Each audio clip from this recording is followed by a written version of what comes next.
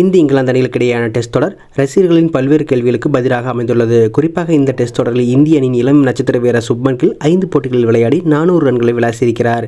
2 சதம் மற்றும் 2 அரை சதம் உட்பட 400 ரன்களை சுப்மன் கில் விளாசியதன் மூலமாக அவர் மீதான விமர்சனங்களுக்கு பதிலடி கொடுத்துள்ளார். நம்பர் 3 வரிசையில் களமிறங்கி வந்த சுப்மன் கில் சொதப்பலான ஆட்டத்தை மட்டுமே வெளிப்படுத்தி வந்தார். இந்த நிலையில் நம்பர் 3 வரிசையில் தன்னாலும் பேட்டிங் செய்ய முடியும் என்று நிரூபித்துள்ளார் சுப்மன் கில். இதுகுறித்து ரவிச்சந்திரன் அஸ்வின் பேசுகையில், ராஜ்கோட் மைதானத்தில் சுப்மன் கில் 92 ரன்கள் விளாசிய பின் அவர் வேறு ஒரு கட்டத்திற்கு நகர்ந்து விட்டார். இந்த டெஸ்ட் தொடரில் இங்கிலாந்து அணி வெற்றி பெறுவதற்கு 4 போட்டிகள் வர வாய்ப்புகள் இருந்தது. ஆனால் களத்தில் இங்கிலாந்து அணி எடுத்த சில தவறான முடிவுகள் அந்த அணிக்கு எதிராக அமைந்துவிட்டது. இந்த டெஸ்ட் தொடரில் பிரஷரை சமாளித்து விளையாடிய இந்திய இளம் வீரர்கள் 2 பேர் மிரட்டிவிட்டார்கள். அதில் ஒருவர் துருவ், மற்றொருவர் சுப்மன் கில்.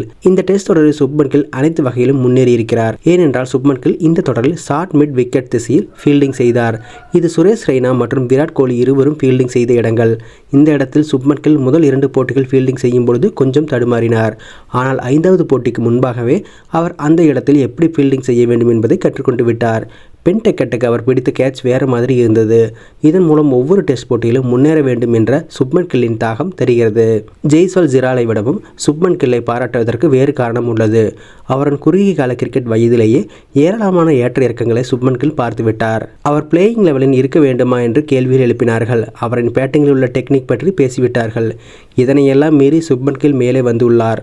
இந்திய கிரிக்கெட்டின் அடுத்த சூப்பர் ஸ்டார் என்று சொல்வதைப் போல பிரஷரை சமாளித்துள்ளதாக பாராட்டியுள்ளார் அஸ்வின்.